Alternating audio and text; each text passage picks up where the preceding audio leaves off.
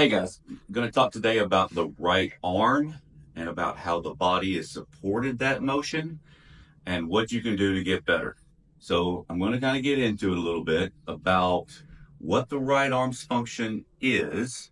And there is some misconceptions going on out there where the hand and the arm basically goes back very pretty straight and then drops way down.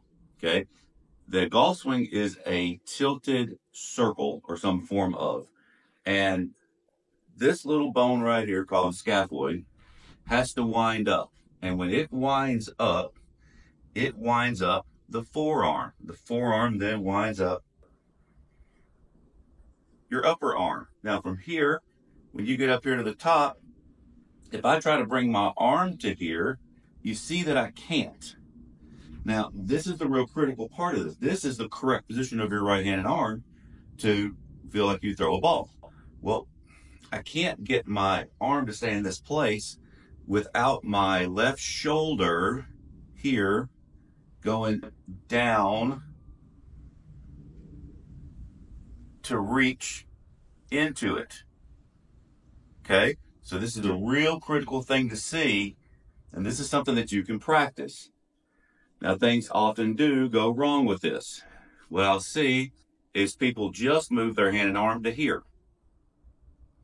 Now, if you just move to here, and that's all your flexibility of this allows you to happen, then you can see that my arm can reach it, but my left shoulder did not move over here. If I was going to say anything between, there's two things that happens. One is that the hands are not aligned to allow the elbow joints to move and the arms move correctly. And the other one is that the body doesn't move enough to support the motion. So if I just move my arm across, I didn't load up any part of my leg this way. And so then people try to turn their body this way, which is incorrect. So this is the drill I want you to do. I want you to feel that this here and here together, and you're going to move it. Now, don't let the head go down, but you're going to move it as it goes across. Take your arm away. That's fine for a moment. You could even do it this way or do it with your arms just hanging, but really feel this shoulder area here go all the way into your right leg. The left arm will go not straight back. It will go behind you a little bit. Why? Because when the left arm goes, shoulder goes, that is where the arm is supposed to be. Because when you get a golf club in your hand, the amount of the shaft that is in front of you is the same amount that is behind you. So that happens by the shoulder moving, not the arm independently moving. And this is why tour pros even struggle some with this. They'll try to find the golf club out here and then put it in position and drop it down. It doesn't have to. You literally can just move this one shoulder here and the golf club will go behind you. You see that it matches my arm plane. Okay. So how you do that, practice that movement. Then take your right arm and push it away from you. When you push it away from you in that position, you're going to find that that's a throw-in position. Now, I'm going to move my body back and not move my arm. See? Now, I can't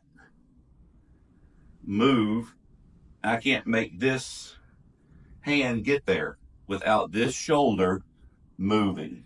Now it's there. So that's part one of this, okay? Now, if your foot moves a little bit, more or less, that's up to you and your flexibility, right?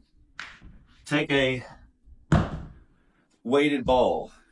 I can't exactly remember where I got this, but this is a weighted, just Google weighted baseball. And then you can actually practice your speed this way too, because once you start to wind this up, so what I want you to do is shoulder first, then wind the hand and arm up, just like that. And then from here, you're just going to throw your arm straight down to the ground. Okay, just like that.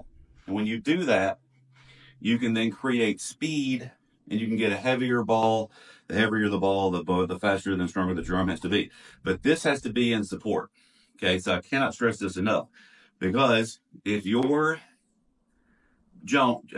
bones or joints don't line up correctly, then when you move your shoulder over here, then your arm could be in some funky kind of positions, right? So this is how you're gonna practice it. And you can even do it with or without a golf club. First, shoulder, then the arm. I'm in the right spot. Now bring the hand to it, and you can see where you can go. Then the arm goes down to the target, like so. And when the arm goes to the target, then the body is in a supported position. All right, so hopefully that takes some confusion out of the right hand and arm and the body moving properly to put it over there. This is what I see the main cause of most people's problems, not moving, period. Because I see people cocking the club, putting the club on plane, but the shoulder didn't move. So at some point, because that happened, now they're going to release their hands. If you load this up here, I promise you, see my right arm automatically in the right spot. I didn't have to do this. See, in another way of saying this, I used to feel throwing a ball, I wound my hand up. I had to wind my hand up. I don't have to wind my hand up now, because once this hand is in the correct position here and this moves, this automatically goes in the correct spot, which is wonderful, because your hands can do a whole bunch of different things. You know, they can go in and out and up and down, and you can manipulate them and all that kind of stuff. So this just kind of takes it more like a machine-like level. This shoulder joint moving it, your hands just follow along, but they are in a throwing position here. So now the other part of this is the speed that you throw this arm is how far the golf ball wants to go at that position at that time. You don't get up here and then go, okay, I'm just gonna lollygag it, because then the ball won't go anywhere. Okay, so the club doesn't, if anybody says the club does all the work, the club doesn't do a thing. Okay, it's just being supported and moved by muscle, joints, and tissues. So the faster that you move, the further the faster this is gonna go. Right? So load this up, and you can see that. And then the arm goes, and you'll come right back to here. And when you do that, you'll find that the shaft will lean forward slightly at impact, because you've now allowed the time. I've yet to see someone be here in this position, wound up with their shoulder in the correct position here, and then go, okay, now let me cock my hands, because there's no reason to.